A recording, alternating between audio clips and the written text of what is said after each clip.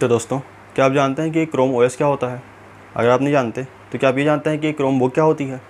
अगर आप नहीं जानते हैं तो आप इस वीडियो को देखते रहिए और मैं आपको बताऊंगा कि क्रोम ओएस क्या होता है, क्रोम बुक क्या होता है और क्या आपको यूज़ करना चाहिए या नहीं करना चाहिए। तो नमस्कार दोस्तों, मेरा नाम है ध्वज शर्मा, आप देख रहे हैं द ऑस्कर वर्ल्ड। तो चलिए मैं वीडियो शुरू करते हैं।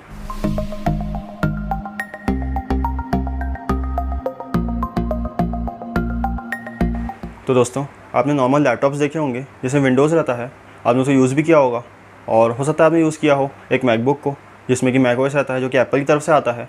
अगर आपने उसे यूज़ नहीं किया होगा तो हो सकता है आपने उसके बारे में सुना हो, आपने उसको देखा हो, लेकिन बहुत ही कम चांसेस है कि आपने क्रोम बुक के बारे में सुना होगा। और क्रोम बुक की अगर हम बात करते हैं तो उसमें क्रोम ओएस रहता है जो कि गूगल की तरफ से एक ऑपरेटिंग सिस्टम है लैपटॉप्स के लिए। और ये जो क्रोम ओएस है ये ऐसा नहीं कि अभी कोई रिसेंटली लॉन्च हुआ है, नया है, ये बहुत पुराना है। इसको गूगल ने 2011 में लॉन्च किया था ऑलमोस्ट, और तब ये तब प्रैक्टिकल नहीं था। और अभी मतलब उसका अगर उस वक्त देखा जाए तो उस वक्त प्रैक्टिकल नहीं था। अभी फीचर के हिसाब से वो प्रैक्टिकल था, लेकिन उस वक्त उतना प्रैक्टिकल नहीं था और इसलिए इतना चल नहीं पाया वो। लेकिन अगर हम बात करते हैं अभी की, तो अभी भी थोड़ा बहुत प्रैक्टिकल है लेकिन बहुत ज़्यादा नहीं है, क्योंकि इसको अगर आपको यूज़ करना है तो आपके लिए एक बहुत इंपॉर्टेंट चीज़ जो है वो है इंटरनेट। मतलब आपके पास इंटरनेट होना चाहिए अच्छी स्पीड का और स्टेबल। और अगर हम बात करते हैं इंटरनेट की, तो इंटरनेट अगर हम आज की ही बात करें तो आज भी हर जगह आपको इंटरनेट नहीं मिलता है। मतलब कुछ जगह तो आपको इंटरनेट मिलता ही नहीं है, वहाँ पे नेटवर्क ही नहीं रहता है। लेकिन बहुत सारी जगह ऐसी हैं जहाँ पर आपको इंटरनेट मिलता भी है लेकिन बहुत स्लो स्पीड का। आपको ऐसी जगह ढूंढनी पड़ती है जहाँ पर आपको इंटरनेट मिल रहा है, या हो सकता है आपको जगह मतलब हर जगह इंटरनेट मिल रहा है लेकिन बहुत ही स्लो स्पीड है उसकी, बहुत ही कम kbps मान लीजिए। तो ऐसे जब केसेस रहते हैं तो उसमें ये क्रोम ओएस नहीं चलता। और अगर हम बात करते हैं उस वक्त जब इसको लॉन्च किया गया था 2011 में, तो उस वक्त तो और भी बुरे हालात थे। मतलब अभी आपको कुछ जगह नहीं मिलता है, तो पहले तो और भी ऐसी जगह थी जहाँ पर आपको इंटरनेट नहीं मिलता था, और इसीलिए उस वक्त इतना प्रैक्टिकल नहीं था ये। आज कुछ जगह चलने लगा है क्योंकि आजकल इंटरनेट के जो एक्सेस है वो ज़्यादा बढ़ गया है। और अभी जब से ऑनलाइन जब कुछ शुरू हुआ है, ऑनलाइन क्लासेस या वर्क फ्रॉम होम, तब से इंटरनेट और ज़्यादा बढ़ गया है।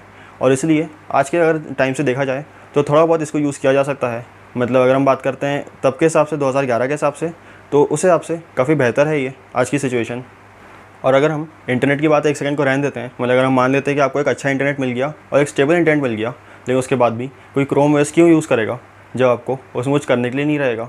क्योंकि उस वक्त जो सबसे ज़्यादा पॉपुलर और सबसे पुराना जो ओएस है वो विंडोज़, हम सब जानते हैं ये। और इसलिए जो मैक्सिमम जो ऐप्स बन रहे हैं वो सब विंडोज़ के लिए बन रहे थे उस वक्त। और इसीलिए कोई उसको छोड़ के, मतलब अगर विंडोज़ हम ना लें, उसका अगर हम बात करते हैं मैक ओएस की, तो विंडोज़ के बाद जो ऐप्स बन रहे थे वो मैक ओएस के लिए बन रहे थे।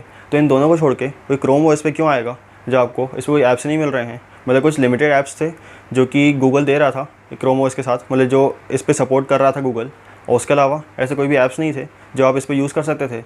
और ना तो आप विंडोज़ के ऐप्स इसमें आप डाउनलोड कर सकते हैं और इसको यूज़ कर सकते हैं। तो कोई इसे क्यों यूज़ करेगा जब आपको एक विंडोज़ लैपटॉप मिल रहा है जिसमें आपके लिए दुनिया खुली हुई है और आप उसमें जो चाहे कर सकते हैं, जो चाहे आप उसमें डाउनलोड कर लें। तो कोई उसको छोड़ के फिर क्रोम ओएस पे क्यों आएगा? और इसीलिए उसके बाद फिर गूगल ने इस पर सपोर्ट दिया प्ले स्टोर का। और उसके बाद जब प्ले स्टोर का सपोर्ट दिया गूगल ने इस पे क्रोम ओएस पे, तो उसके बाद जो सिचुएशन थी वो थोड़ी बेहतर हुई, क्योंकि उसके बाद जो जितने भी ऐप्स थे प्ले स्टोर पे, मतलब शुरू में थोड़े लिमिटेड थे। अभी अगर हम बात करते हैं तो आपको सारे ऐप्स जो आपको मोबाइल में मिलते हैं प्ले स्टोर पे, वो आपको क्रोम ओएस पे मिलते हैं। और इसलिए सिचुएशन थोड़ी सी बेहतर हुई। लेकिन उसके बाद भी दिक्कत ये थी, कुछ जो ऐप्स बन रहे थे प्ले स्टोर के लिए, जो एंड्रॉयड के लिए बन रहे थे, वो सब ऐसे थे कि वो टच स्क्रीन के लिए बने हुए थे, और जो लैपटॉप्स आ रहे थे वो टच स्क्रीन नहीं थे। और इसलिए ये एक और दिक्कत थी, और इसलिए फिर गूगल ने उस पर सपोर्ट किया टच स्क्रीन का, और फिर कुछ ऐसे लैपटॉप्स बने जो कि टच स्क्रीन सपोर्ट करते थे। और अगर हम बात करते हैं आज की भी, तो आज जो लैपटॉप्स जो बन रहे हैं, जो क्रोमबुक्स जो बन रहे हैं, उसमें आपको मैक्सिमम जो आपको लैपटॉप्स मिलते हैं वो आपको ऐसे ही मिलते हैं जिसमें टच स्क्रीन का सपोर्ट नहीं होता है।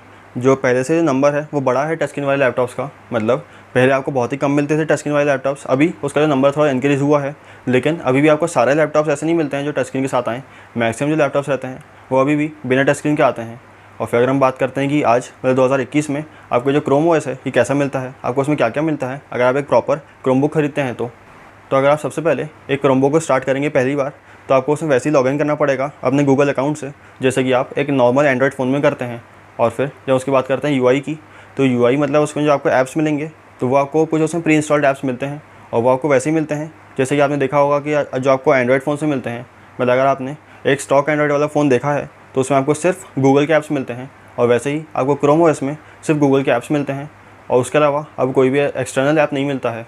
और क्योंकि इसमें आपको सारे गूगल के ऐप्स मिल रहे हैं, तो इसमें आपको गूगल ड्राइव मिलता है, गूगल प्ले स्टोर मिलता है, क्रोम मिलता है, इस टाइप के जो आपको ऐप्स मिल रहे हैं, तो इसलिए आपको अभी भी इंटरनेट की ज़रूरत है, और मतलब अभी कि आपको आगे भी इसके लिए इंटरनेट की ज़रूरत रहेगी कि अगर आपको क्रोमबुक यूज़ करना है तो आपको इंटरनेट चाहिए ही, उसके बिना आप उसको यूज़ नहीं कर पाएंगे। क्योंकि जितने भी जो गूगल के ऐप्स रहते हैं वो सब क्लाउड बेस्ड रहते हैं। मतलब अगर हम क्रोम मान लें तो क्रोम, उसमें आपको जो भी सर्च करना है वो सब आपको उसके लिए इंटरनेट चाहिए। अगर आप जो प्ले स्टोर है उसका अगर आप यूज़ कर रहे हैं तो आप कुछ भी आप डाउनलोड करना चाहते हैं उसके लिए आपको इंटरनेट चाहिए। अगर आप गूगल ड्राइव यूज़ कर रहे हैं उसके लिए भी आपको इंटरनेट चाहिए, आपको अपना अकाउंट एक्सेस करने के लिए गूगल ड्राइव में। अगर आप गूगल फ़ोटोज़ यूज़ कर रहे हैं तो उसके लिए भी आपको इंटरनेट चाहिए। मतलब ये जो क्रोम ओएस है इसके लिए आपको इंटरनेट चाहिए, और ये पूरा एक तरीके से क्लाउड बेस्ड है। और अगर आपके पास इंटरनेट नहीं है तो आप क्रोम ओएस में कुछ नहीं कर सकते। और फिर अगर हम बात करते हैं कि क्या आपको एक क्रोमबुक लेना चाहिए, और अगर लेना चाहिए तो मतलब अगर आप लेते हैं तो उसमें आप क्या क्या काम कर सकते हैं। तो सबसे पहले अगर हम बात करते हैं कि आज अगर आप एक क्रोमबुक नहीं, अगर आप एक नॉर्मल विंडोज़ लैपटॉप खोलते हैं तो उसमें आप क्या करते हैं, 90% चांसेस है कि आप एक लैपटॉप खोलेंगे, मतलब नॉर्मल विंडोज़ लैपटॉप उसे खोलेंगे और उसमें डायरेक्ट क्रोम खोलेंगे, या कोई भी उसके अलावा जो भी आपके पास ब्राउज़र है उसका आप खोलेंगे, फायरफॉक्स या कोई भी ऐसा आप खोलेंगे, और उसमें आपको जो भी अपना काम करना है वो आप करेंगे। और उसके बाद जब आप उस ब्राउज़र को बंद करेंगे तो आप लैपटॉप भी बंद कर देंगे। हाँ, अगर आप गेमिंग करते हैं या ऐसा कुछ आप काम करते हैं जिसमें आपको इंटरनेट की ज़रूरत नहीं है तो आप क्रोम नहीं खोलेंगे, ऐसा कोई ब्राउज़र नहीं खोलेंगे। लेकिन 90% चांसेस यही हैं कि अगर आप एक लैपटॉप खोल रहे हैं तो आप उसमें क्रोम भी खोलेंगे। और अगर आपको एक विंडोज़ लैपटॉप खोलना है, उस पर आपको एक ब्राउज़र यूज़ करना है, तो आप कोई और ब्राउज़र के बजाय क्रोम यूज़ कर लीजिए। और अगर आपको एक क्रोम ब्राउज़र यूज़ करना है तो आप कोई और लैपटॉप के बजाय एक क्रोम बुक भी यूज़ कर लीजिए। और अगर आपको लग रहा है कि आप इस पर सारे काम, मतलब क्रोम ब्राउज़र के अलावा आप जो कुछ काम करते हैं वो आप इस पर नहीं कर पाएंगे, तो आप कुछ ऐसे ऐप्स जो कि सिर्फ विंडोज़ के लिए बने हैं वो आप इस पर नहीं चला पाएंगे। लेकिन जो नॉर्मल जो ऐप्स हैं, मैक्सिमम जो उसमें ऐप्स आते हैं विंडोज़ पे, उसके ऑल्टरनेटिव्स आपको प्ले स्टोर में मिल जाएंगे। मतलब अगर हम बात करते हैं जो आपको विंडोज़ में माइक्रोसॉफ्ट वर्ड या एक्सेल जो प्रॉपर्ली विंडोज़ के लिए बना हुआ है वो आप इस पर यूज़ नहीं कर सकते। लेकिन जो उसके ऑल्टरनेटिव्स हैं जो आपको प्ले स्टोर में मिल जाते हैं, मान लीजिए गूगल डॉक्स या माइक्रोसॉफ्ट वर्ड और एक्सेल, जो आपको उसका एंड्रॉयड वर्जन मिलता है वो आप एक क्रोमबुक पे यूज़ कर सकते हैं। और इसके अलावा अगर आप गेमिंग करना चाहते हैं तो ज़रा पास आइए, जो गेम्स आपको प्ले स्टोर में मिलते हैं एंड्रॉयड फ़ोन्स के लिए वो सब आप एक क्रोमबुक में डाउनलोड कर सकते हैं और आप खेल सकते हैं। हाँ, अगर आप बोल रहे हैं कि आपको जो प्रॉपर्ली विंडोज़ के लिए जो गेम्स बने हुए हैं वही खेलने हैं तो आप इस पर नहीं खेल पाएंगे। लेकिन जो भी आपको गेम्स इस पर मिलेंगे प्ले स्टोर पर वो सब आप क्रोमबुक पर खेल पाएंगे। और इसके अलावा अगर हम बात करते हैं कुछ और अच्छी चीज़ों की तो ये है कि आपको जो क्रोमबुक्स मिलते हैं उसका जो बूटिंग टाइम रहता है वो आपको बहुत कम मिलता है, मतलब कुछ सेकंड्स, मतलब मान लीजिए मैक्सिमम 10 सेकंड्स, और आपका जो क्रोमबुक है वो ओपन हो जाएगा और उसको यूज़ कर सकते हैं। वहीं पर जो एक विंडोज़ लैपटॉप रहता है वो कई बार बहुत ज़्यादा टाइम लेता है ओपन होने में। और फिर अगर हम बात करते हैं प्राइसिंग की तो प्राइसिंग जो आपको क्रोमबुक्स की मिलती है वो आपको ऑलमोस्ट 16-17 हज़ार से मिलना शुरू हो जाएंगी क्रोमबुक्स। और ऐसा नहीं कि अगर आप एक बहुत सस्ता क्रोमबुक ले रहे हैं तो उसकी आपको परफॉर्मेंस बहुत ही ख़राब मिलेगी। हाँ, अगर आप बात करते हैं एक बहुत ही अच्छे क्रोमबुक से तो आपको थोड़ा सा डिफरेंस मिल सकता है, लेकिन इतना ज़्यादा डिफरेंस नहीं रहेगा। और डेफिनेटली जो क्रोमबुक्स होते हैं अगर उसी प्राइस के हिसाब से उसकी परफॉर्मेंस की बात करते हैं तो वो उसी प्राइस को जस्टिफाई करते हैं। लेकिन अगर हम बात करते हैं 16-17 हज़ार के जो विंडोज़ लैपटॉप आते हैं उनकी, तो वैसे तो आपको मिलेंगे नहीं, लेकिन अगर आपको मिल गए तो उसकी जो परफॉर्मेंस रहेगी वो बहुत ही ख़राब रहेगी, बहुत ही मुश्किल से चलेंगे वो।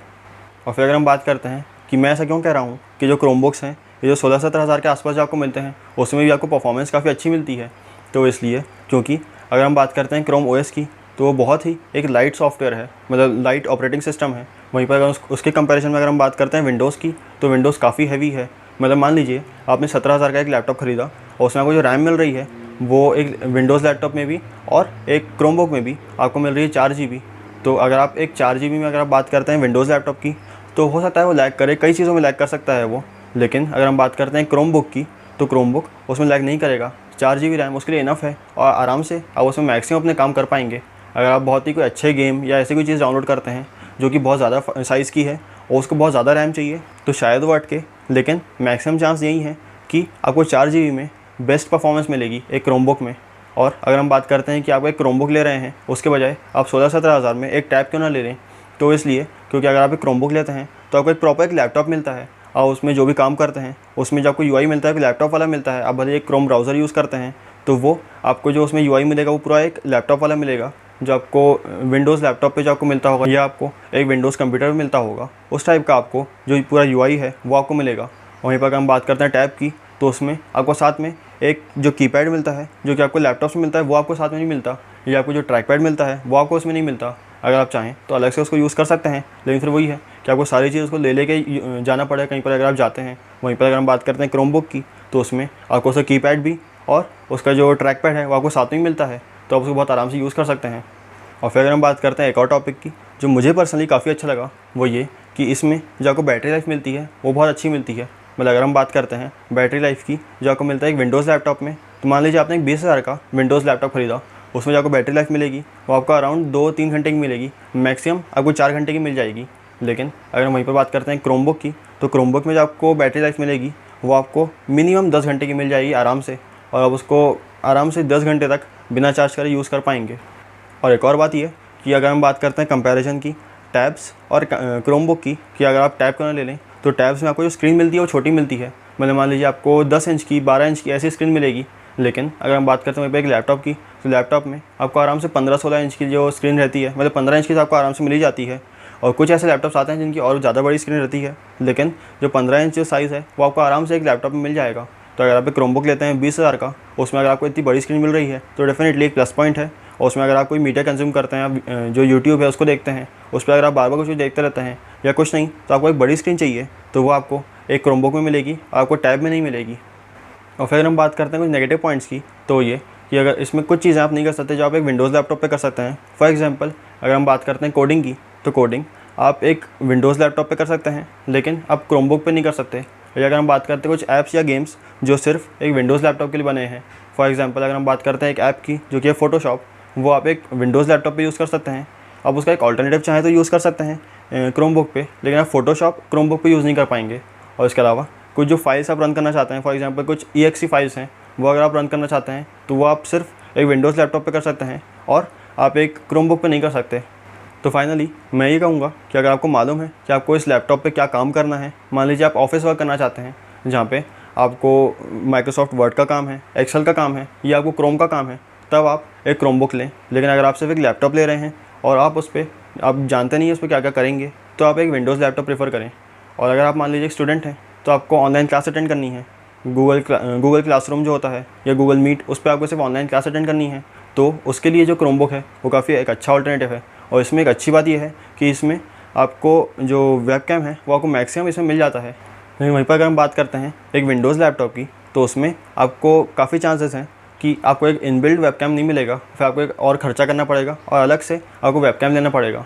तो इसलिए अगर आपको स्कूलिंग के लिए आपको काम करना है, मतलब जो ऑनलाइन क्लासेस हैं उसके लिए आपको चाहिए, या अगर आपको ऑफिस वर्क करना है और आप जानते हैं वो क्या काम करना है, तभी आप इसको लें, वरना आप ना लें। तो दोस्तों ये था मेरी तरफ से एक वीडियो क्रोमबुक्स के ऊपर, क्रोम ओएस के ऊपर, और क्या आपको उसे लेना चाहिए या नहीं लेना चाहिए, और लेना चाहिए तो किन केसेस में लेना चाहिए।